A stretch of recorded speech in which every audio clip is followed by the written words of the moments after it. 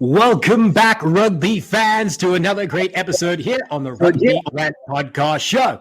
My name is Ty Braga, your host for today's activities, alongside the familiar faces of Rob, the Hammer Hammerschmidt, and beside him, as always, is Scott, the big guy Ferrara. But more importantly, who's going to tackle them here today in this rugby debate show? We introduce our guest ranter, John Cullen, the former Utah Warrior, and of course, for USA Eagles. So it's an incredible honor to have you here, John. Welcome to the show.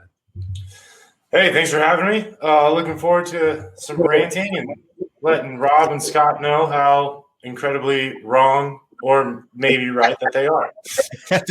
I like the confidence. Like, I would agree with you, but then they could both be wrong. Now that he's been introduced, I'm totally and utterly flummoxed, and I don't know how I'm going to recover. So, I'm ready. Gentlemen, let's take an opportunity not only to be able to remind everybody how it works, but how it all happens with the help of our partners at Shop MLR. Of course, you can find all the gear you need as a Major League Rugby fan. I today, of course, am sporting the traditional red colors of the Utah Warriors in honor of our guest. Rob, what are you sporting there? NOLA gold, of course. It's like a second skin to you. Does it come off only when you shower? No, it's now permanently tattooed on my body, unless, of course, there's another team that pays my paychecks, and then I'll totally be willing to switch over. I like it. I've always said our loyalty can be bought.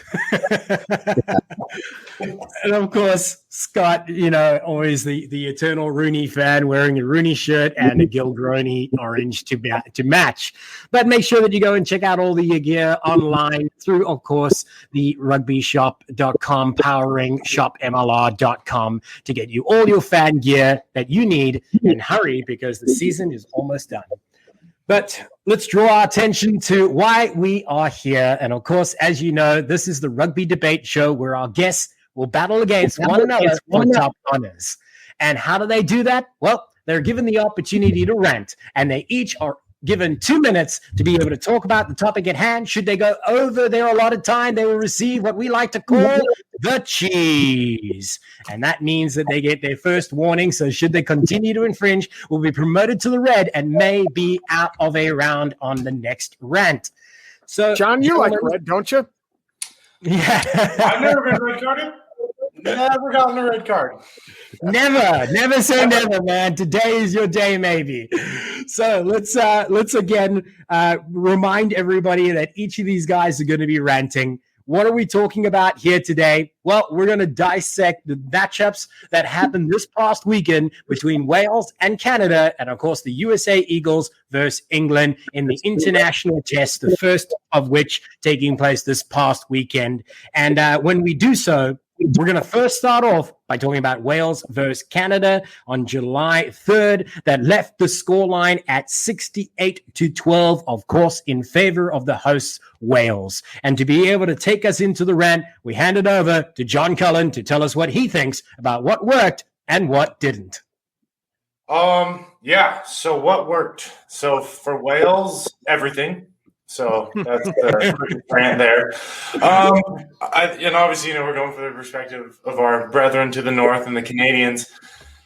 The most positives, I guess you could say, what worked was they played their game, kind of, and they capitalized on another team's mistakes, which is by far, in the most part, kind of been that Canadian style of playing, right? Like a bend but don't break. Unfortunately, this weekend there was a lot of breaking, but the bend but don't break, kind of give, suck you in, make you get a little too confident. Mistake happens, quick turnaround, go. And they've actually been very successful at that, to the highest level that they can achieve it. But yeah, that's kind of what worked if we're going off what scored tries. I think there was minor moments in attack where you saw some things get put together, but it was never finished. And, that's always a hard one.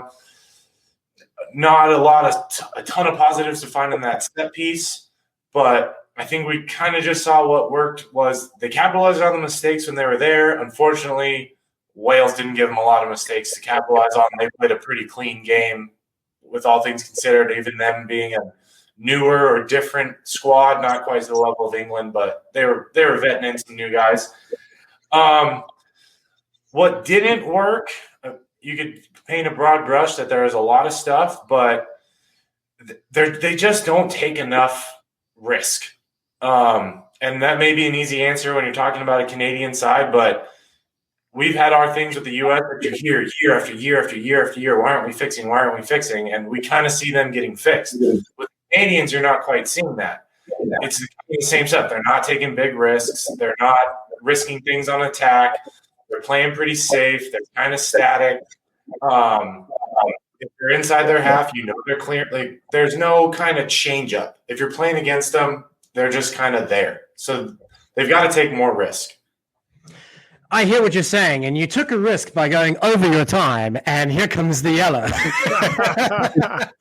Baby.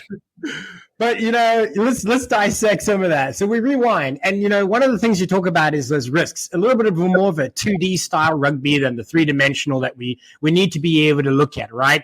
So predictability from Canada let them down. Although it's just overwhelming pressure from a Welsh side that, although is weakened, as you pointed out, is still a very, very good side. The depth that Wales and England alike will have is incredible because of the programs that are feeding them, right from grassroots rugby to the elite. They've got talent in bundles, right? Now, it's obviously evident when you see a scoreline like 68-12. So it's interesting, but what are some of the things that really I felt didn't work? And I looked to the stats to be able to identify these key points. Canada had 27 missed tackles. No matter who you're playing, that's going to hurt you, right? You're looking at 0 offloads to the 11 offloads that Wales had. Now, offload is in contact is how they record it, so that everybody can recognize that. So I don't know how you get to 0. But that's what they recorded. Then 17 to 15 penalties conceded. So they conceded 17, Canada, to the 15 conceded by Wales. So that might also kind of bear truth to the point that you brought up there, John, is that, yes, it was a younger team. It was a more experienced team in that regard together. So maybe that's why they both had what can be considered as higher penalty counts. But I don't want to dive too much further into it because I'm pretty sure that Scott Ferrari has more to be able to share. So let's hand it over to the big guy. Let's get hot, baby. So what worked for Canada, Rugby Canada? My boy Quinn Navati and Ben Lesage worked. I think this is going to be their center duo going forward for years to come. They both played really good games considering, you talk about those offload stats and things like that, but, these guys, they practiced together on Tuesday, Wednesday, Thursday, Friday, and then played on Saturday. So, I mean, how much continuity are you going to get when they're not on the same team professionally? And that's something I'll go into in the next round too. I think what also worked was their counterattack, and you see that a lot on the Arrows side. And you saw these Arrows guys, like Johnny said, commit to when Wales made a mistake, they pounced on it, but their defense was just so bad. But I really have to chalk that up to continuity of how you're supposed to make the right calls and cover the right gaps when you don't have the practice in that you normally do. And I mean, Quinn Nawati being the perfect example, he had some missed tackles that playing with Rooney right now, if he played with Rooney against the Free Jacks this week, he wouldn't have missed those tackles. But because the calls are there and the continuity is there, and he knows what the backline players he's playing with are going to do. It's we talked about it, I think, a couple months ago when we were talking about the selection of these sides. Canada really just did poorly on their set pieces again. I don't think they've effectively fixed that. Again, have they had the time? I'm not really sure. But I want to talk about more positive. I do think keeping the offense moving. I think they were a little instead of doing those offloads, they had those next phases because they felt comfortable doing that. It's rough. They had a rough go of it, but again, I'm looking forward to what they're going to be doing next week now that they have another week of practice under their belt. Yeah, fair enough. Yeah. And talking about next week, we're going to jump into that just a moment, but let's hand it over to Rob first to hear what he has to say. So we'll get into the U.S. a little bit later, but like the United States, they put up the points on their opponent first. So, the United States did that, Canada did that, but that's about where the similarity stopped, right? And I thought that Ross Brand, that great snipe that he had from a penalty, he did a quick tap, kind of sniped through, found a gap, and they put one down, got 5 on the board real quick and kind of stunned Wales a little bit. I thought that was pretty sharp. It speaks to what John said about taking a little bit of a risk there, and they caught their opponent snapping, which is cool. But Canada, quite frankly, for the first 23 minutes, looked pretty strong. I mean, it was only 14-5.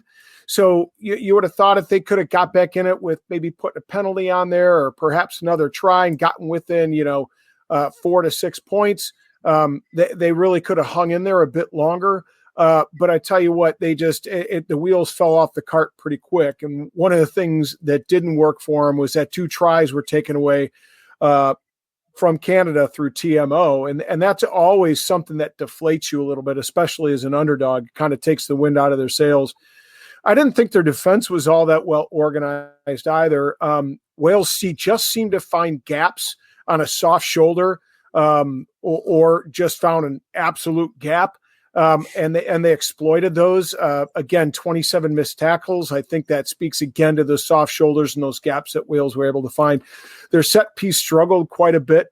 And, again, a team like the United States and Canada can't afford that. They've got to have a strong platform which to mount an attack. And if those are failing, that's tough.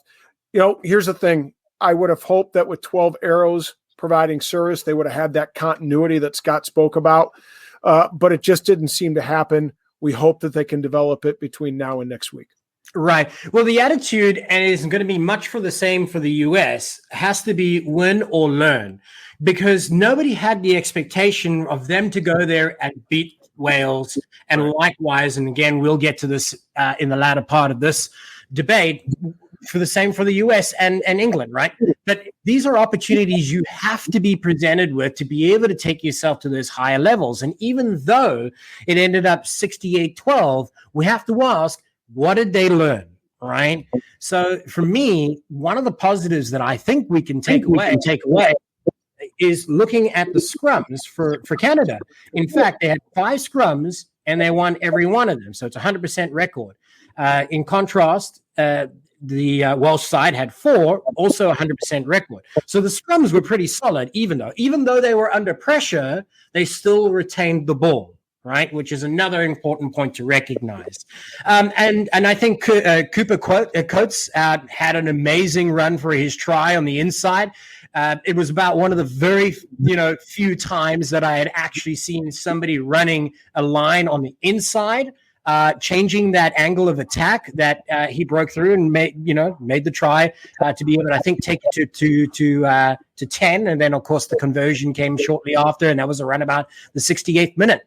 But let's open it up to the floor here, guys. One of the things that a lot of people had spoken about online when they looked at this Welsh Canada game is that people had said that they felt Wales actually took their foot off the gas in that last 20. What is your thoughts, John? I mean, I'm sure they probably did, and that can look a certain way, like if they're kicking a little bit more or kind of letting some things slide. You also have subs coming in with already a young team subbing in even younger and newer. Some of those mistakes are going to be there. And I mean, I'll call a spade as a player. If you're coming into a game with a 50-point lead, it's usually kind of like, well, okay, I'll just get into it. Like, if a mistake happens, it happens. Now you're going to pay the price for that on Monday, probably right now, whenever they're sitting watching that film.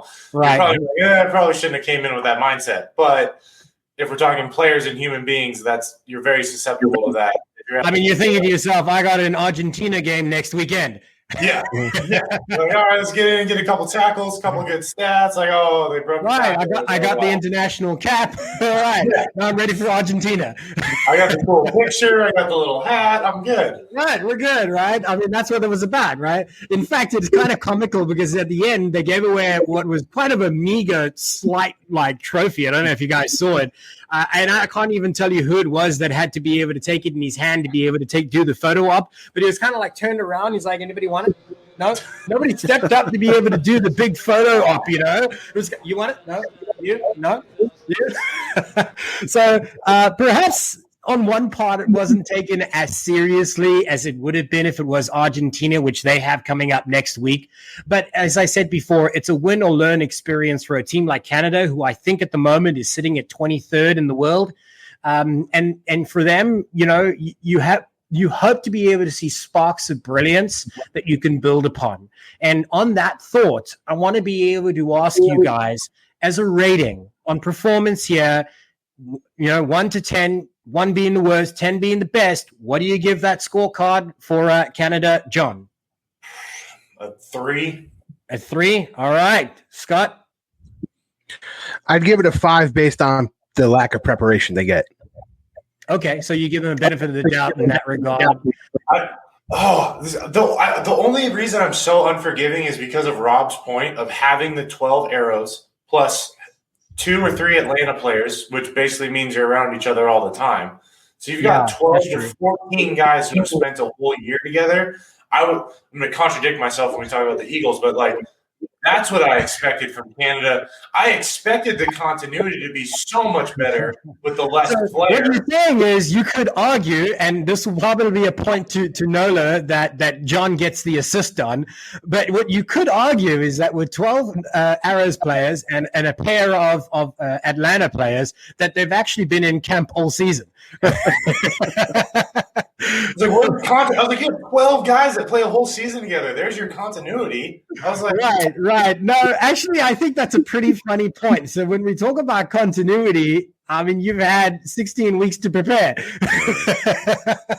I mean, I know it's not as simple as that, but Rob, elaborate further. I would agree with Scott. I would say a 5, and I know like John, I agree with you. The continuity, expect more from it given the circumstances, but I think we also have to put the Arrows in a bit different context because remember they've been down in Atlanta for the better part of 18 weeks, and then they're flying over on short rest with, by the way, no mental preparation early in the season, knowing, hey, I'm going to get called up at, you know, the 16th week of the MLR season. I've got to prepare myself for that process. And they go over, you know, 4 or 5 days before, your sleep patterns off, you're 6 hours ahead. You're actually playing a game at, you know, I know the Eagles played at 8 a.m. and I don't know what time Canada played at. Was it about the same time? It was pretty early. Yeah, it was pretty early, and your body just has difficulty adjusting. And for that, I'd give them a little bit of, I'd be a bit more forgiving than perhaps John would. Okay, so the scores are 3, 5, and 5. John looks like he wants to change his score, though. No, those are fair points when you take all that in, but there is some to it where it's the side of both swords, right? Like there is all those things, and I fully appreciate it, but I'm like, you also are putting on your nation's uniform. Right. You've got guys that you've been with for months and years. There's guys on that team that have played together for years. I'm like, you got to have a little bit more. I just expected more of the continuity through them. With then, like, okay, they got to find some little tweaks here to add to their attack. Where this one was especially because you've got pairings that are inspired, you know. Right, I get you. So, gentlemen, now that we've taken the opportunity to be able to share the Wales versus Canada thoughts, and the score is disappointing, not only in the final score line, but also from our ranters who have given it a 3, 5, and 5. Let's take an opportunity to take a short break here as we take a chance to hear from one of our sponsors. And we'll be back in just a moment to be able to share our thoughts on the USA versus England matchup. Hey, Rugby Rant fans, if you're like all of us, we all need a little something to help us get through the day, whether we're having a tough day or whether we're having one of those days where we just need a little pep on our step. And Canada Brands can be one of those brands that can help you get through your day, whatever it might be. For me, I like the Focus and Energize. 8 drops under the tongue. It's THC free, a CBD oil. And what I notice is it's really helped me focus if I had a long drive ahead of me or I really want to be energized for work. And it doesn't require the calories of, coffee or Coca-Cola or something like that. So low in calories, it refreshes, revitalizes, and get me ready to attack the day. They have several other products that are worth trying too. One of them is a sleep product that'll help you 8 squirts on the mouth, and you're ready to put yourself to sleep like a baby for the rest of the night. So go out and try the Canada brands. We have a special going on, if I'm not mistaken. Rant 25, is that correct, Ty? Yeah, absolutely. And because it's 25% off any item that you choose for yourself, and that includes not just any single item, that's whatever's going to be in your basket, right? 25% off. Anything over $49 will get you free shipping as well, of course, anywhere in the continental US. But it is only available for the first 25 people. So that's that Rant 25 and why they chose that 25. The one that I found myself most interested in is the fresh one. Again, revitalizes and give you a little pep in your day, a little refresher, so to speak. But yeah, I mean, go check it out. It's cannabrands.com. The company itself is joined us on board. It's already enjoyed by a lot of the athletes across the nation, a variety of different sports, including some players at the Free Jacks, which will, of course, be something that they'll be talking about in some weeks to come. But thanks for sharing that there, Rob. And, of course, we'll let everybody know how it all works for us and which ones we come to love most. So let's take the opportunity to be able to dive into the conversation about rugby. More specifically, it's going to be our recap and analysis with the England versus USA matchup, which, of course, was July 4th. A little bit of irony there that it would be the independence matchup. Liberated from the crown how many years ago? And that there must have been somebody in the background who picked the July 4th date and sniggled to themselves, America versus England, Like there's an inside joke there somewhere. But what did it mean? Well, England, you could argue, had a second, third, fourth, or fifth side that they fielded, given their commitments to the British and Irish Lions that are now traveling through South Africa. But regardless of what those points may be, I believe it's important to recognize both teams put the team they were most proud of out there on the field to battle each other out. And on July 4th, it ended out being 43-29 in favor of the host, England, on English soil. And we are here to debate once again what worked and what didn't work. And to be able to start us off on this round, we started with John Cullen. Tell us what you think. All right. What worked for the Eagles was kind of what we talked about with Canada, was taking risks, finding confidence, and not resting back on their laurels and structure and taking some risks and finding gaps and taking a maybe more unconventional route of attack. Defensively, I think it started working once they kind of realized that they can stand in front and play with these guys and play in the space and not give up silly one-off, high ball moves that lead to breakaway 40-meter tries. Because it's very hard to break down defense on a 40-meter breakaway. What didn't work was starting the game off in our kind of weird conventional play not to lose style that always kind of breaks my heart whenever I see it creeping into the red, white, and blue jersey. Because I think we have definitely advanced ourselves past that mindset. If you take it even back to the Scotland game, we've had some tough matches in World Cups, but I think we've advanced past this whole let's play to keep it competitive instead of let's play teams to win. So that wasn't working. And when whatever the number one thing that worked is whoever gave the speech at halftime and whatever was said and whatever they came out of that locker room with at halftime, that's what worked. And that was really exciting to see a lot of guys taking advantage of their opportunities to put the uniform on for the first time. That was really exciting to see. Obviously, I am a ginormous fan of Utah Warriors players. So to see all of those guys, I love Mikey. He had a couple bad plays or whatever. But to see all those guys take advantage of their opportunities and to play the way they did, very proud of the Warriors players. Yeah. And, let's just talk about Mikey Taylor for a moment. Like, yes, a lot of criticism has been flying through social media, as it always does, right? Like, I mean, that's like probably what it was designed for. But more to the point, they spoke about his defensive effort on the wing. First of all, that's not his normal position through MLR, so let's recognize that. But secondly, I want to be able to say he redeemed himself by that interesting cheeky tackle at the end to be able to have that try score. That was just a comical moment there. But that was a pun, wasn't it? Say again? That was a pun, wasn't it? A cheeky tackle. Yes, it was indeed my cheeky pun. So us out was the tackle when England scored. I mean, talk about the grip though. Shirt and pants down, but I digress. More importantly, let's hand it over to Scott Ferraro to hear what he has to say, because I'm sure, as always, it's a lot. We're still cooking, baby. I think the good, what worked, you have capped Eagles who scored. I'm talking about Cam Dolan charge down. I'm talking about my boy Hanko running guys over using his bull-like massive head to score a try. A question I have, the only question I had about Gary Gold's selection was, why wouldn't you start Breakley, Savetta, and Hanko and all the Utah guys in the first half, just for continuity purposes, just to settle the team down?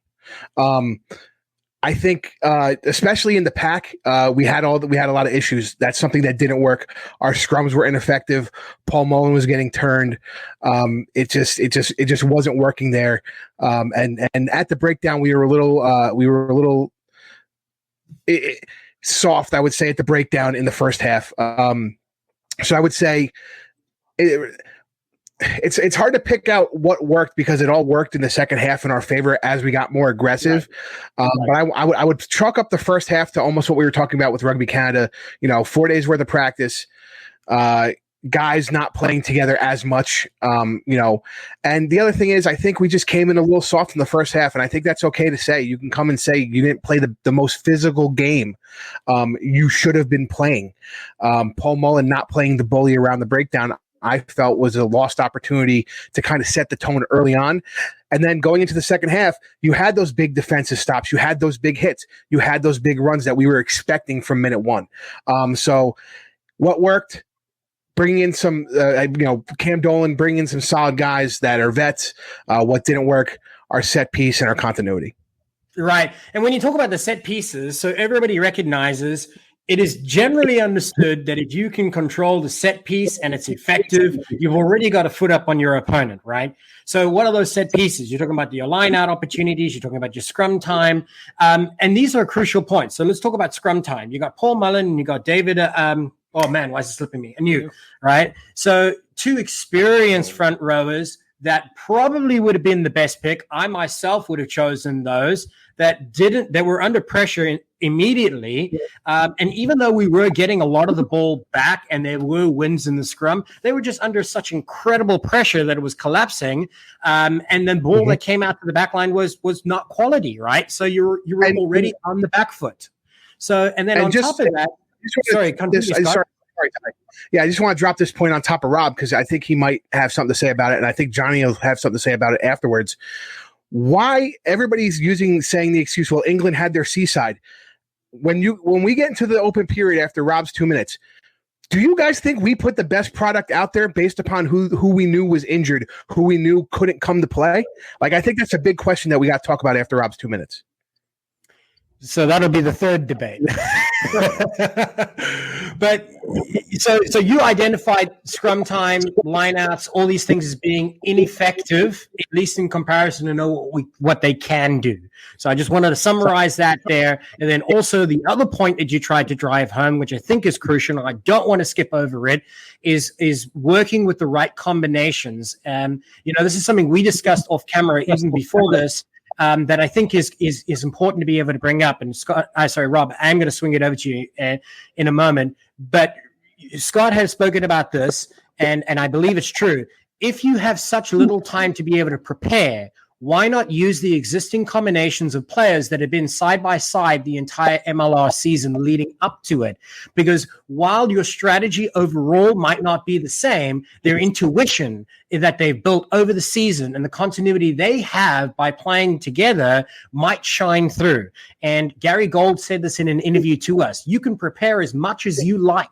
You can hit the drills every single day, but you have to trust your players. And I think that should have been the key in this matchup. That's my rant. Hand it over to Rob. So what are the positives? Number one, I looked at the stat board. I thought there were some really good stats to speak positively to the USA's efforts. Number one, possession, 54% to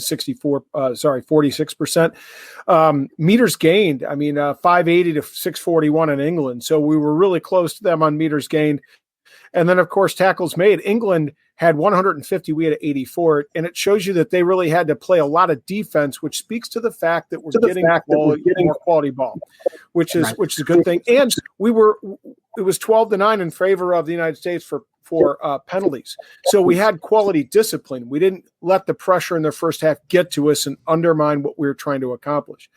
The other thing that I like to see is quality minutes by certain players, Cardi, Cruze, Hadding, Fauna, Schultz, Whiting.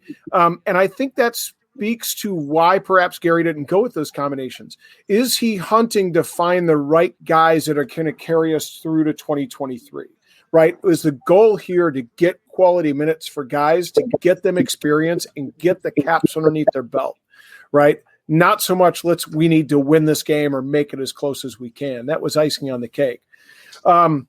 So, the vets did well for us. You talked about that. I really like Bryce Campbell's strike rate. I think he did phenomenal. Same thing with Whiting. Those two guys in the centers, I thought played really well together. And, of course, the finishers were of quality. Brakely, Hanko, great stuff out of them. We won the second half. And, gentlemen, this is a positive. Remember what we said after 2019 World Cup. We did not finish those games well. What did we do this time? We finished an 80-minute game, and we came up with a better score line in the second half than our opponents. You got to think that's a positive. We can build on the negatives in the scrum. That's something that can be fixed with time and an opportunity to be together a little bit more. Just let's take this into context. It was a relatively inexperienced England side. Yeah, and again, saying that it's a relatively inexperienced side, in fact, I think it was 12 debutants for the English side, but all of which have been playing consistently through the Prem and other leagues across Europe and at the highest level, some of the highest levels of what the game can offer. So I wanted to also reverse and go back to some of the things that you said there, and I think it's very important to be able to recognize, while I a moment ago had acknowledged that I believe in the short term, with that short window to prepare, going with combinations that already existed from their time in the MLR is a logical decision. I had the mindset saying that could have given you an opportunity to potentially win this game. The bigger picture that you were talking about there, Rob, is probably more relevant, is that you're 2 years out from a Rugby World Cup, and yes, you can put those combinations together to get a better result today, but how is that serving the end goal 2 years from now where those combinations might no longer exist? So I think that was a very good point to be able to bring up, and I concede my point to you because that made a lot more sense. Let me defend that though, because what I'm saying is I'm not saying you don't find those combinations and get them the meaningful minutes. I'm just saying in the first half, get everybody settled down with the continuity of these guys playing together. And and like I said, I don't think the first 40 minutes of play, what I don't feel that was quality play by us. So if you had taken those guys, started them, settled down, and then did what you want in the second half, I'm just saying, I think you kind of would have had a different focus on the team to do that. Right. Okay. But I guess I would say this in response, and that is in September, what do you want your backline to look like, Gary Gold? Is it going to be combination based, or when you have 3 weeks of camp in order to gel and get that continuity between guys that don't normally play together? Are you going to be looking to put a Bryce Campbell and a Calvin Whiting out together with Cruze on the wing, even though they've never played together, because you think that's the best combination with time to develop That's because they're your best personnel. and that's fine. But what are we talking? Hold on, but I want to go back to this the point I need to make now, which is a point I talk about now every week with Rob. Now he's talking about September. We're talking about what happened during the Eagles. So let's talk about what happened during the Eagles. It's building towards September. It's precisely the point. You just said that when they have we're talking about right now what it would have worked. So my point is he could wait till September to build that. He could wait till the second half of that particular match to start building that. So I'm just saying. Let me phrase this differently. Let's swing it over to John. So, John, obviously, your background as a player and now more recently moving into a coaching role. With these two difference in opinions, what would you have chosen? I am actually going to agree with both of you for two different reasons. Rob, I fully agree with your perspective, is that it's hard. No one knows what that coaching meeting, when they're all sitting around the table, like, all right, are we mapping out to beat England today on July 4th, which is a big ask? Or are we mapping out to the autumn, to the World Cup? I'm going to agree with you, Scott, only because I think if you're putting out your best side, this may be a whole different debate. Nate and Honko should have been starting if you're putting out your best side. Now, that creates continuity, the point you're already making, but personal opinion, Nate and Honko should have been starting because they were the best players that could have been picked. Right.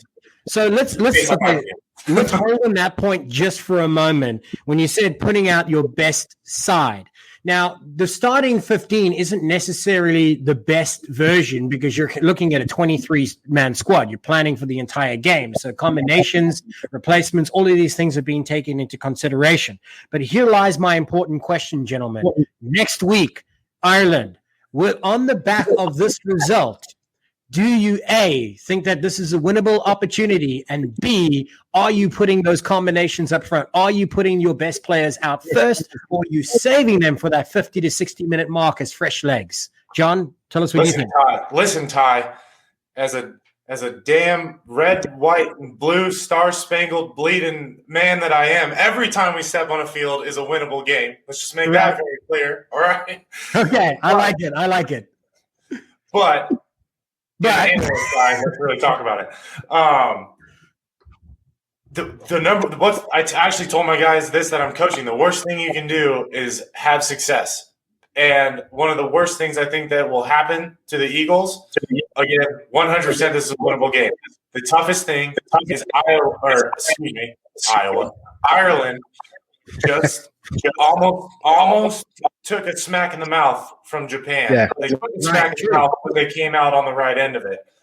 And they just watched this U.S. Eagles team play a 30-minute partial half of rugby that looked, next to a world-class type of outfit. And they're not going to be walking into this game like, oh, it's the U.S. Let's just put out a good side. We'll take care of business, yada, yada, yada.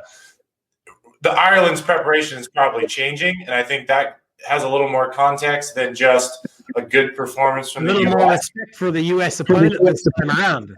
Yeah. Now, 100% dependent on selections. I think with what Ireland showed, some of those gaps, I think the U.S. can take advantage of that, and I think we're in for another tight, close game where again we have to complain about social media warriors playing social tens, telling the U.S. team how crap they are that they couldn't hit that gap and make the pass. But I think we're going to see a competitive game. Yeah. Well, do you want to offer a prediction? A score prediction? Difference. What's the points difference? Points difference? Yeah. Keep it simple. I'm going to say it's 9 points because it's more than a converted try. Okay. We're going to be a heartbreaking. Yeah. All right. So, Scott, tell us what your final thoughts are there about Ireland and everything in between. See, now I would think this is the match that you should have been doing your different matchups on who you want to build out for September. My point of starting the Rooney guys and the Utah guys in just the first half of England was, again, just to settle down a team who hasn't played together since 2019 and had 4 days of practice. And I'm not saying those guys were the best guys in this selection at the time. And my previous comment was more to the fact that, no TT Lamaselli, no Will Hooley, no AJ McGinty. We had a bunch of guys who couldn't come out because of injuries, So when they were talking about England having a C side, well, I felt this was kind of our B side anyway, with who we had and who we had injured. But going into Ireland, that's such a relative comment to make. Like, those guys are out. They're playing just as much rugby as every single of the guys on the U.S. team, outside of 5 guys on the Eagles. Maybe had more caps than a lot of those guys, but. That's such a weird relative term with that. I'm like, those guys just played a Prem season. I'm like, oh, they're so inexperienced. Yeah, well, that's what I'm saying. Like, they're playing top flight rugby, and you talk about them being inexperienced. Yeah. But that's my point. I mean, if you look, we had 5 guys getting their first cap. So there was very similar. My point is it was similar. I felt the teams were more similar than they were unlike. Yeah. I'll do a point spread of 20. The only reason being, I think Ireland's going to want to punch us in the mouth immediately. And I don't know if we can hang the first 20 minutes are going to be crucial. I think Ireland, they got scared with Japan. This is going to be their get right game, even though they don't have everybody. I know Lions and all that shit, but this is going to be their get right game, and they're going to want to prove and punch us in the mouth as soon as possible. Well, I think I will agree on the back of having such a close matchup against Japan. Now, Japan always has this air of mystery about them. What team will rock up on that day? How will they perform? They've transitioned from underdog to expected challenger. They're in this interesting zone. Ireland's going to come in and they're going to make a statement against the US that will contradict any doubts that may have been cast upon them last week, I think. And one more thing, at the recording time of this show, I'm wearing my AG's tat. Will McGee is flying to the UK right now. So right, Will McGee, I didn't know that because I thought you were still on the injured list. Apparently not, because everybody just announced it. Eagles overseas, the AGs themselves. So at the time of this recording, Will McGee is going to Ireland. Yeah, and that's what we need. We needed that depth because unfortunately we lost 2 with McGinty. Sorry. Why am I blanking on the other one now? Hooley. Okay. So let's swing it over to Rob for your final thoughts there in regards to Ireland and, of course, the matchup. I might have gone with some different combinations in the England game, like a Hatting to start off and then bringing in Dolan for his extra set of legs at 8, perhaps with Fernando Schultz in the Ireland game, and then, again, do a combination with Dolan or Hatting. But I think Gary Gould's objective here is to get caps to guys who haven't gotten them, to build that cap strength with his 30-man squad, right? So I think I hope you're going to see an Andrew Gara get a cap this weekend. I'd like to see Basca start off at 9, and of course I'd like to see our guy in Houston. Why am I blanking on his name? Scrum half from Houston. Boyer, yeah, thank you. Nick Boyer, get in there as well. But I think Basca showed he could deliver a quick, lightning fast ball, really good in the loose, which they needed. They could use that to energize their game. So I'm going to go with a scoreline of 17. Just because I think Gary Gould's going to try to get a little bit different variety of players in this lineup just to develop his cap depth. Right. And I think that's probably going to be the case. But let's, again, recap. So, John, you said a difference of 9. Scott, you said a difference of 20. And 17 was your call, Rob. Let's get a final score out of 1 to 10 on the performance for the USA Eagles against England. John. Oh, man. Well, if we're going off the measure, that's the Scotland upset would be our 10 mark. I'll give it an 8. Yeah, 8. Okay, I think that's reasonable considering. Returning to a point that Rob had said is if you just look at the value of the second half, the US actually beat England 26-17.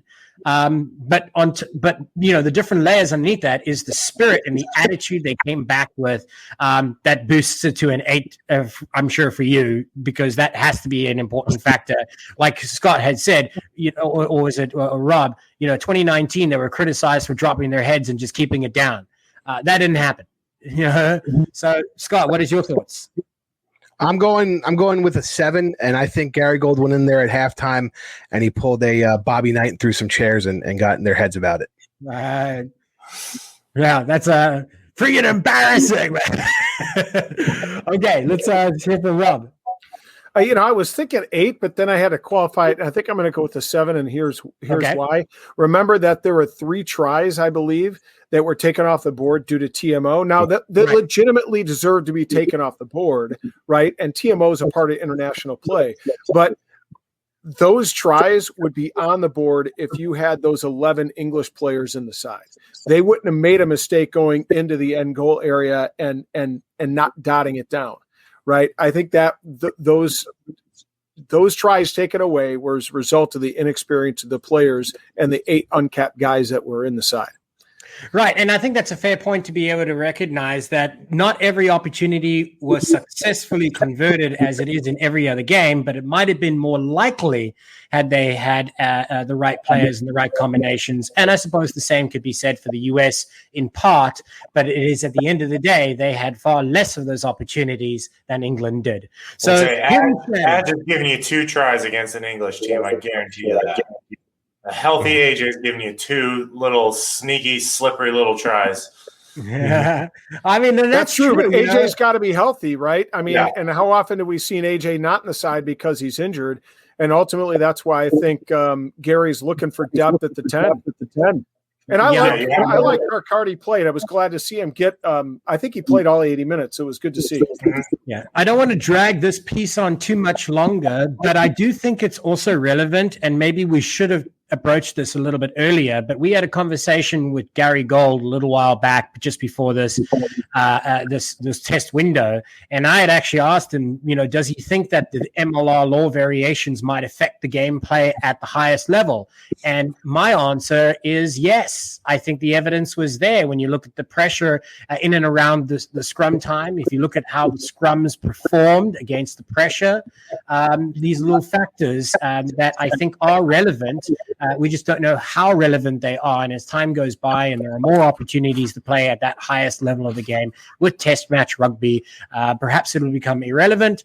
Perhaps it'll become more relevant. But we'll continue to be able to explore that in further episodes where you can watch us live every Monday night through the RPK interviews. That's our Run Parcel Kick. We have another great rugby insider to be able to join us. It's on Monday evenings at 8 p.m. CST. You can see us online through our social media on Facebook, Twitter, TikTok, and what else am I forgetting? Instagram, right? Of course, under the handle at Rugby Rant Pod, or alternatively, continue to follow us on the Rugby Network for more rugby debate episodes. What we're going to do now is take a short break before we come back to be able to share our thoughts on the MLR Game of the Week. That was NOLA versus LA in the Coliseum. So we'll be back shortly after a few messages from our sponsors.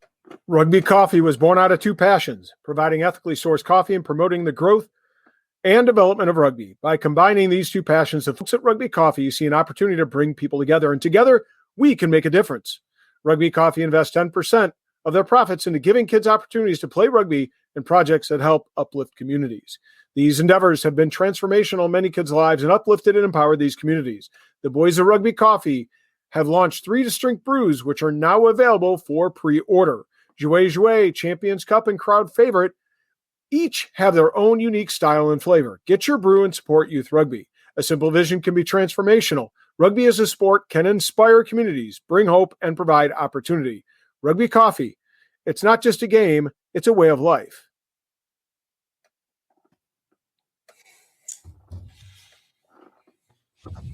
Oh, hey, I didn't see it. Yeah, you cut off there, so we only need you just to be able to do our last part, which is to announce the winner, give you your window to be able to just say what you want to say. Awesome. I was just reading Rickard Hatting is being called into disciplinary hearing for a review on his tackle in the air to whoever it was. So he's out for the next game no matter what. It was marginal, but anyway. Yeah, there goes. That means Hanko's going to get the start now.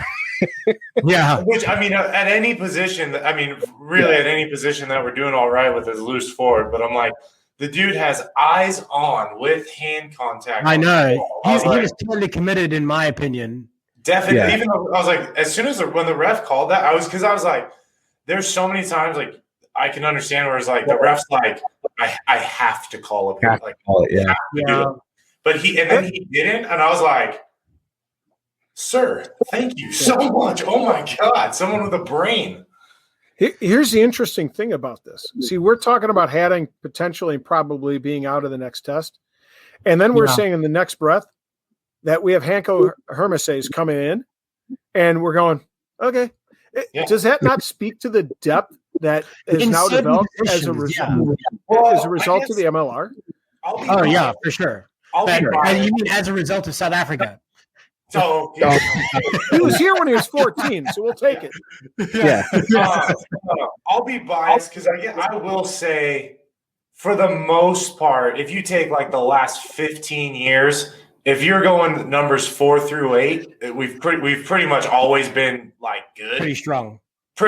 You know, like they can stand toes with just about anyone else. But now it's the quality now of everyone. It's not just like, oh, this dude's still big, strong, and fast, but needs this, or this guy's real good at rugby, but not big, strong, and fast. Now it's the full circle of the player, which is awesome. I got so annoyed with somebody online talking about these social media warriors, as you call them. So I can't even remember how the comment went, but it was something along the lines of, "Oh well, did USA really play, or did they just get players from everywhere else and call them Americans?" Something to that effect, right? Who's been in this fucking country for like years? Go fuck yourself. Right. Tell me another top 5 country that doesn't have that.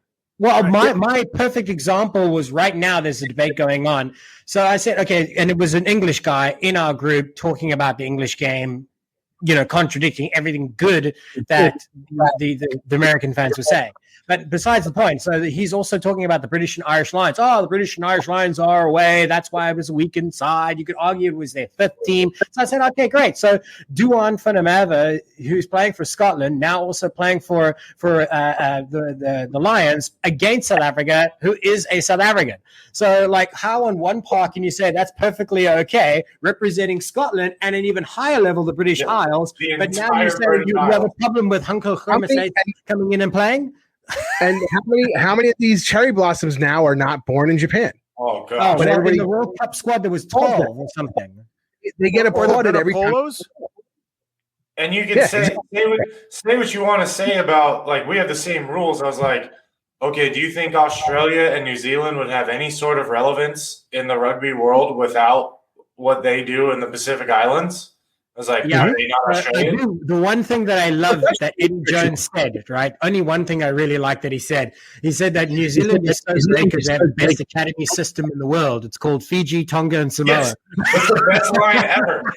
Yes. And it was spot on because you know it's true. And then I'm like, who else? Like, what do you want to talk about? Bundy Aki, CJ Standard? Who's the other flanker for Ireland? I couldn't tell you right now. Please tell me the deep English lineage of the Vunipola brothers and Mana Tuolangi, who all his brothers played for Samoa. Bundy Aki? Bundy Aki is a Kiwi playing for a Samoan Kiwi playing for Ireland. I was like, that is the point of the sport. I was like, listen, there will always be a part of me that one day I dream every single player on the U.S. team was born, raised, and coached and taught American rugby, and by Americans too. Yeah. Every single coach is an American, and I think that's an awesome thing. But there's also the flip side. The beauty of the sport is people from all over the place, meeting people from all over the world, playing with them, training with them, traveling with them to other parts of the world that, we went to Australia and we had 6 Australians. Okay, so we're not clueless. We can I don't have to Google everything. I've got a buddy. Or every time we go to England, it's like, okay, I don't have to just flip a coin if this food's gonna suck. Like we've got guys that live here. We know where to go. Like that's people don't take that. It's an international community now, and obviously it's people like that who are so small-minded, and probably, to be fair, didn't even realize that there are internationals on his international side that are not born and raised natives. So it just, it's at a surface South level African redneck accent. I've never heard anything like it in my life. It's a Texas South African accent. It's the most ridiculous thing I've ever seen. What? Hanko has like a Texas twang at the back of some of his words. That's because so I'm South African as well, but my accent is so blended now, right? And that's because I'm first language English. Then you get first language Afrikaans, which is a Dutch variation. And it's very monotone. It's like, hello, my name is Hanko Grimsgees. Ik woon en bij. It's monotone. But sometimes people tell you it sounds French. And I have friends of mine. They're like, where do you get that it sounds like that? And honestly, sometimes I look at them and it's so thick, I'm like waiting for the subtitles to come up. But it's interesting to see how deep the roots are. This way, I got that picture of Hanko wrestling a steer with his bare hands. That's more American than half those fucking keyboard warriors fucking group. Oh my God. Anyways, I took us off on a completely different tangent, but we need to wrap up this one. So ordinarily it would have flowed into the part where we're going to announce the winner of this episode.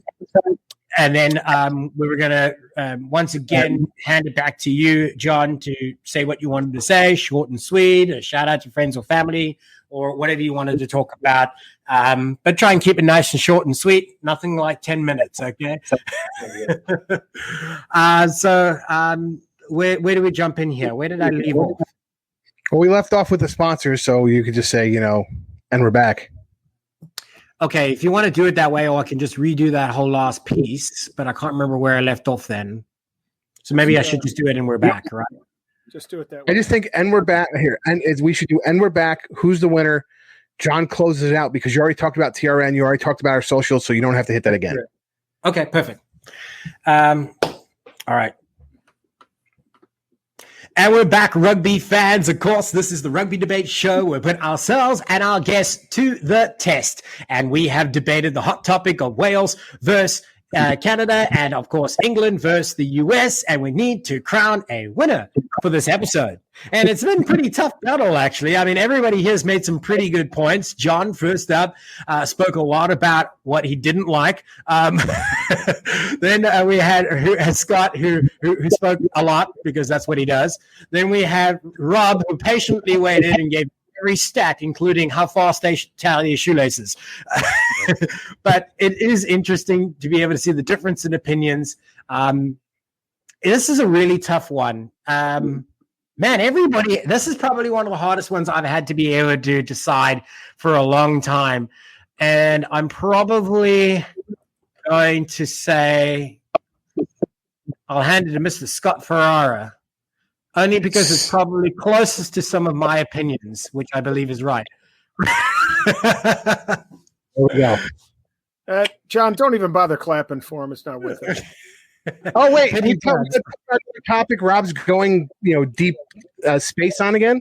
We can do that. Well, I think that the relevant points, and I did concede one of the points, though, but I believe, it was a good fight all around. Ultimately, I mean, this was a really interesting debate because we all had valid points to be able to bring forth. But we need to be able to give credit to our guest as well, John Cullen, for joining us here as our guest ranter. And what we like to be able to do, a little bit of tradition here, is give the floor and the mic over to our guest to be able to send a shout out to friends and family, anything special you wanted to be able to have the fans out there learn about. Here is your opportunity, my friend. So take the floor. Yeah, first and foremost, thank you guys again for having me. I always appreciate it. It's always good fun to get on here, chat rugby with some guys, who aren't weirdo haters on the internet and actually have genuine opinions with a brain. So thank you guys. I appreciate everything you do.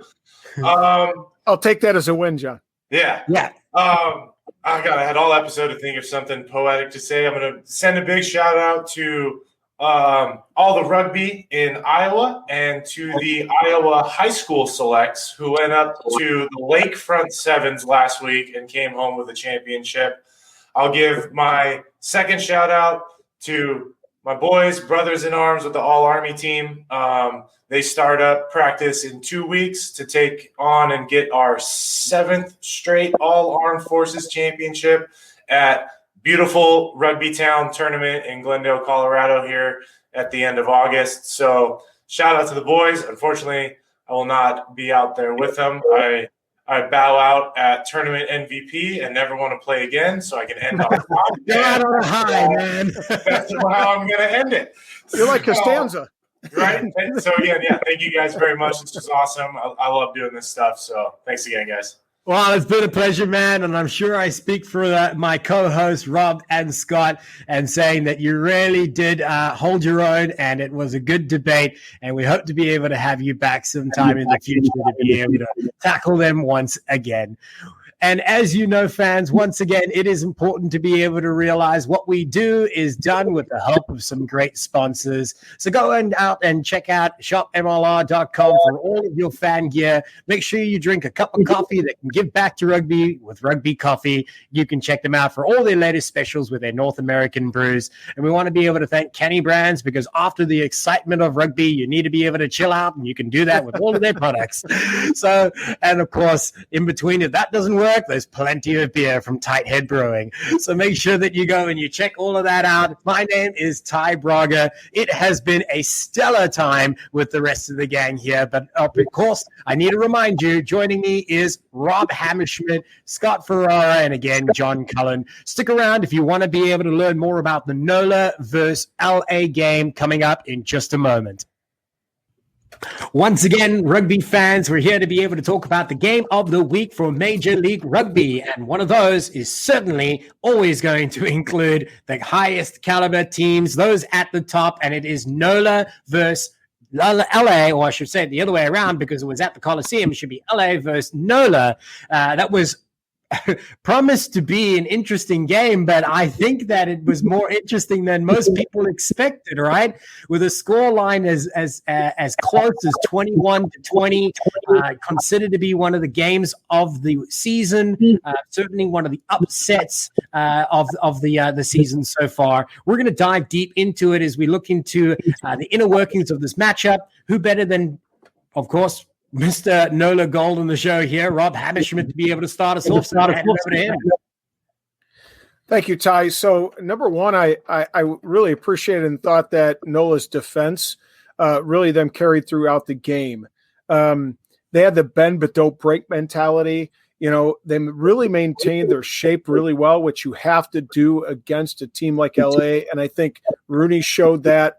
ATL showed that earlier, so they kind of paved the way for NOLA in terms of what their game plan going to be. They didn't overcommit to the rush defense. I think we've seen that LA will burn you when you take that opportunity, you know, either through a chip and chase, which they almost scored one like that, a little wiper kick out on the wing. It just went out of bounds.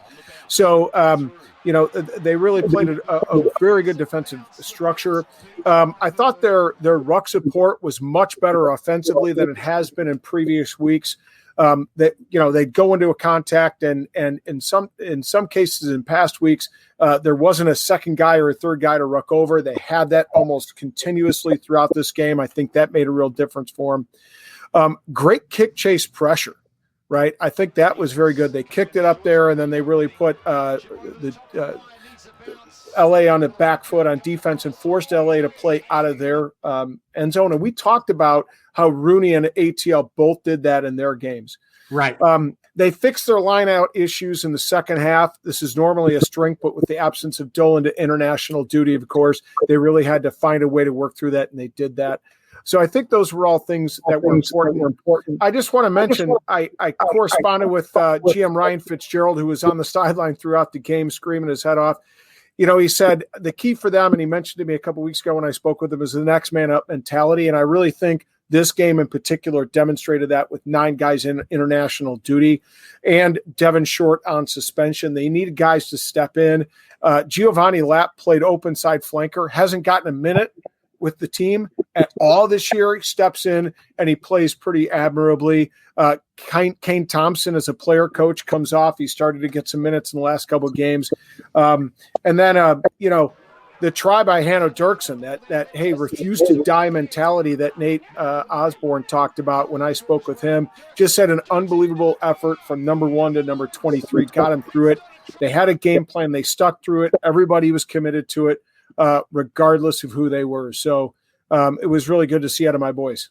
Yeah, and I like that you said that it's like the next man up mentality. You always want to be doing the jersey proud, right? Wear your number, wear that jersey well, you fill it and do the best job you can.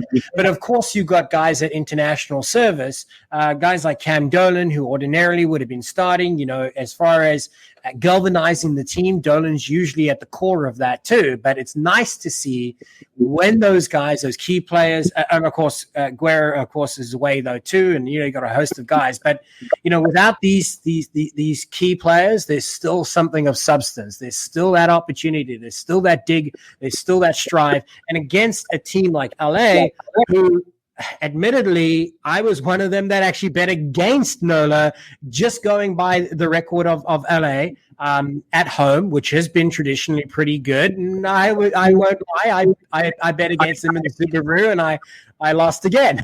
But LA, of course, had some people missing too. Luke Carty, of course, doing his service, and Ryan James, even though he didn't get a game. But for the most part, they were the team we would see winning most of those games. So.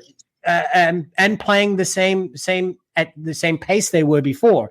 But one of the things I did notice is that the Giltinis had a far more handling errors than what was normally in their character. And on the other hand, I saw far less from NOLA at critical moments. And that perhaps was the real difference. And we've spoken about this. I know Scott felt the same way, that when they got into that last 22, especially that last 10, into that red zone, it was almost just not connecting in the same way. Everything was good up in that 90 meters. And then that last 10, it just kind of crumbled in discipline and defense, and at the breakdown, not getting to it and covering that ball as they should. But that was different this time. And they scored that last one a man down. Right, and that's 100% true, man. To be able to have the guts and the continuity and the strength to be able to push through and just consolidate and do what you need to do. I can't help but look back and think how far NOLA could have been ahead if this had just happened earlier. But well, Scott, that goes into my point. And if you look at this match, this loss for LA versus the other losses, the losses to New York and Atlanta, both of those matches, they didn't start out great, right? This is the first match that you saw LA have a tale of two halves, and you have not seen that from them before. And what that tells me is they're starting to get tired late in the season. I think, and the handling errors show that. And they even said, Dave Dennis was interviewed, and I believe it was Dave Dennis was saying, the guys fell apart in the last 10 minutes. And I haven't heard anybody from the Giltini camp say that about any match, even the losses against NOLA and New York. And let's be honest, the losses against NOLA and New York were close. They weren't blowouts, but they were up until the end. It was still kind of either or.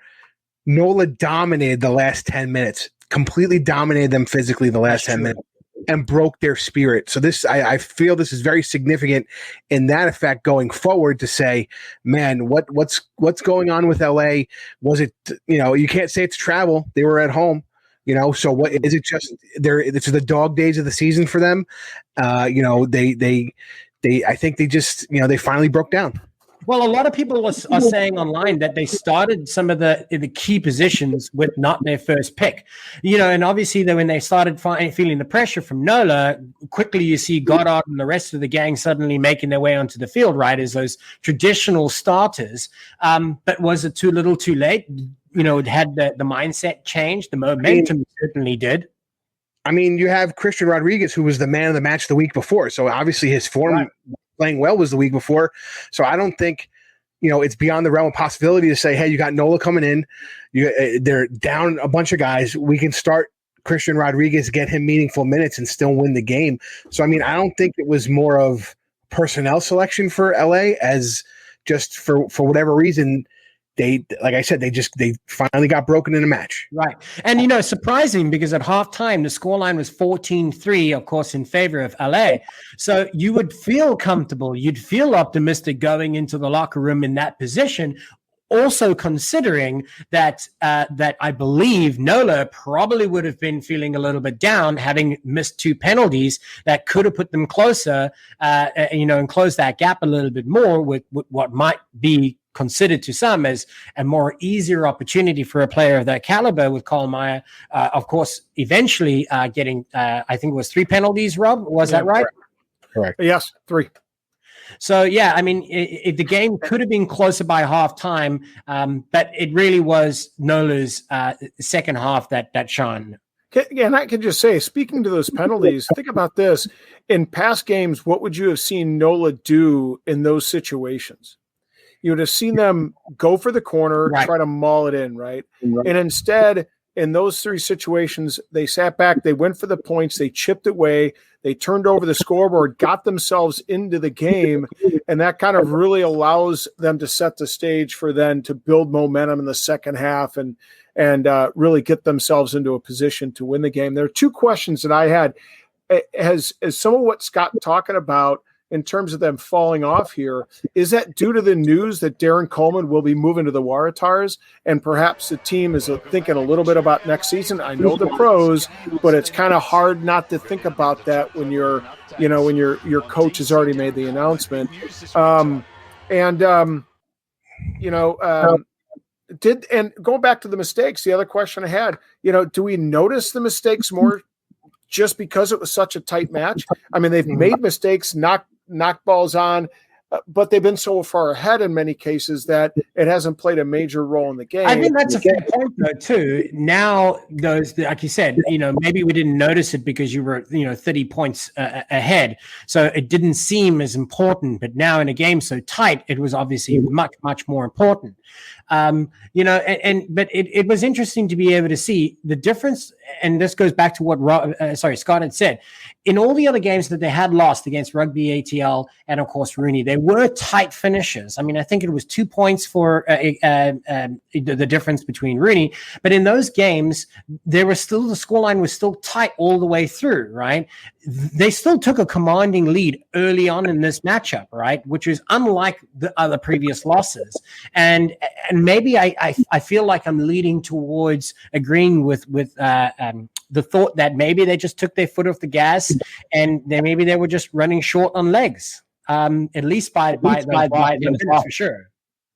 And maybe the question is those last 2 penalties that Guiteau took and who was it? I forgot who it was. The winger, inside center. And maybe they should have kicked for corner instead of taking those points. I mean, knowing what we know now, it's easy to armchair quarterback those decisions to not kick those penalties.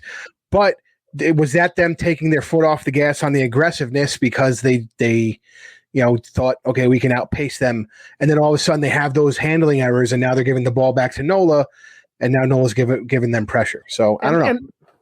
And I don't think they could have done that. I mean, they were down by 2, 14-16, when they kicked the first penalty at 59-59. That put them up by 1, and then they kicked they're only up by 1. So what do you do when they have the opportunity?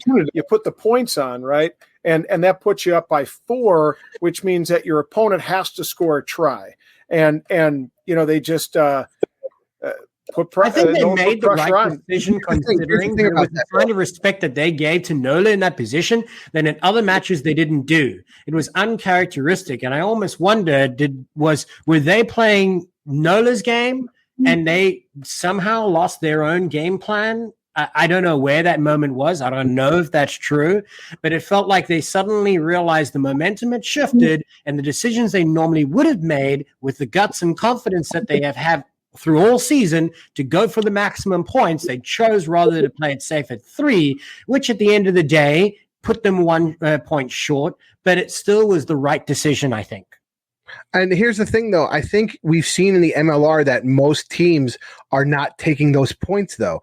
So it just seems funny to me that throughout this 2021 season, I have felt, and maybe we can go back and have our boy James Dealey figure it out. The percentage of time people took the points versus kicking and trying to get that rolling maul going. Right. And I feel it's been an MLR staple to kick to touch and try and go for those 5 points.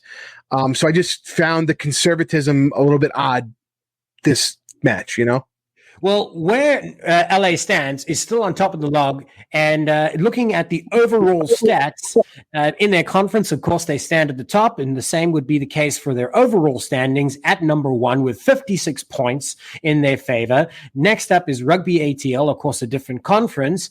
They're at 51. Utah stands at 51, which sits inside their own conference. So they are still in a relatively safe position, given that they are 5 points adrift from their nearest competition with the Utah Warriors. Although the most, surprising is the Eastern Conference, right? With NOLA Gold rising. To where are they? Let me just check my stats again. They are in second now.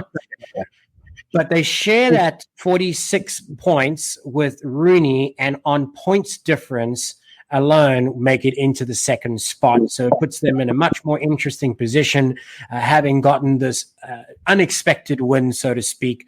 So as we look forward to the coming weeks, what are your thoughts, gentlemen, for both LA and NOLA? Well, for on the LA side, they have games against AGs in Utah. Right. The two teams that are, breathing down their neck. So it certainly should be an interesting finish in the West. And I think what's even more interesting is the East, because you have a final game, Scott versus the Hammer, the big guy versus the Hammer. I know it's the last game. It's just so fitting if it actually ends up being the decider. Right. And it very well may be, because if you look at what Rooney has, Rooney plays Houston. Right. One would think they would be able to put up, a win with a bonus point against Houston. NOLA has Seattle for NOLA, right? You can't sell them short. It's going to be a tough battle to go out west. It's going to be tough to play in Seattle, but you think they should be able to win that match if they play like they did this weekend. But what's even more interesting is Rooney beat Atlanta twice, right? So they have an advantage there. Of course, Atlanta beat NOLA twice. They have an advantage there. NOLA's got one up on Rooney. If in that final battle, NOLA wins, it's they've all beaten each other twice, and it could really set up an interesting finale.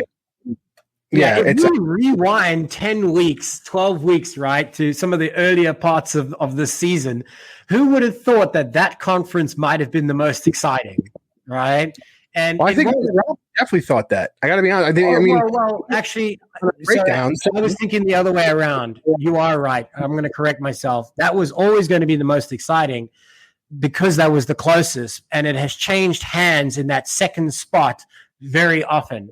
What an interesting. I mean, the last 2 weeks is going to be a lot of interesting factors. I like the way that Rob helped, illuminate that. Yeah, I mean, here's the thing. Giltinis are in no matter what, so they're in the driver's seat. I think you need to, if you're the Giltinis, you want to make a statement game over the next 2 weeks, because whoever's there is going to be your second team, right? The team you're going to play in the semifinals. So if it's Utah or AGs, I want to beat them by 50 points. I want to pour it on them as much as I can, and kind of demoralize them going into the semifinal, knowing that now they have 3 different plans of attack, seeing our losses on what could happen in the semifinal. And then for NOLA is the same thing as Rooney. It's pretty simple. They both need to handle their business.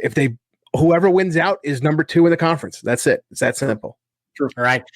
I mean, it's going to be an exciting finish. This season has been very exciting. A lot of changes. I mean, with LA, what I was trying to get to my point before is LA earlier, 10 weeks ago, 12 weeks ago, we thought was the unstoppable machine until that first loss against Rooney. And it had looked, with the gap that they had between first and second in their conference, it looked like it was an insurmountable mountain to be able to climb. But now sitting at 5 points left, and having lost all their games in the second half of the season, you kind of wonder, are they? Yes, they're probably done enough to be able to get them through, but they're no longer what we thought was going to be an easy answer for a pathway to the final. But that is yet to be seen and yet to be decided, and we will continue to be able to follow it here on the Rugby Rant podcast show. As we do each and every week, we review another game of the week that we have chosen with your help as fans, and you can continue to help us by letting us know on social media which game you want us to review, what your thoughts are about what we've reviewed, and what your predictions may be for the final outcomes this season by following us under the handle at Rugby Rant Pod on all social media platforms, including Facebook, Twitter, Instagram, and more recently, TikTok. So, gentlemen, final thoughts. I'm going to ask you here, who's going to win it all? Silence is the answer. Too difficult to answer still, right? And maybe that's the greatest thing about this finale. We knew the matchups were there in the end, Right. but things have changed so rapidly over the last couple of weeks that it makes you, who knows, will this win by NOLA really carry them over the next 2 weeks? Will Rooney refine their pace that they had several weeks ago and really play the way that they're capable of playing? Who knows? But that's the beauty of the MLR, is just that on any given week, one team can win that you don't expect. And it's made it exciting as a new fan, certainly, to see it unpredictable. And of course, as those experienced fans, to be able to be entertained week after week with an exciting brand of rugby that promises to grow, as I'm sure it will be evident by the end of the season, how much they have succeeded in. I mean, remember at the beginning of the season, we all thought that it would just be nice to be able to finish the season as our measure of success. Yeah, right. But it's exciting to be able to see. I think overall, everybody should be pleased. Well, gentlemen, again, it has been another great episode. We want to be able to thank you as our viewers of the Rugby Rant. And again, a quick reminder, if you like what we do, make sure you like, share, subscribe, follow, do all the things you can do online to be able to help us share this content and be able to help grow rugby one fan at a time is our slogan here, our motto, and our mission. On behalf of the team, Rob Hammerschmidt, Scott Farrar, and myself, Ty Braga, we thank you for watching another great episode of the Rugby Rant, and we will see you at the next.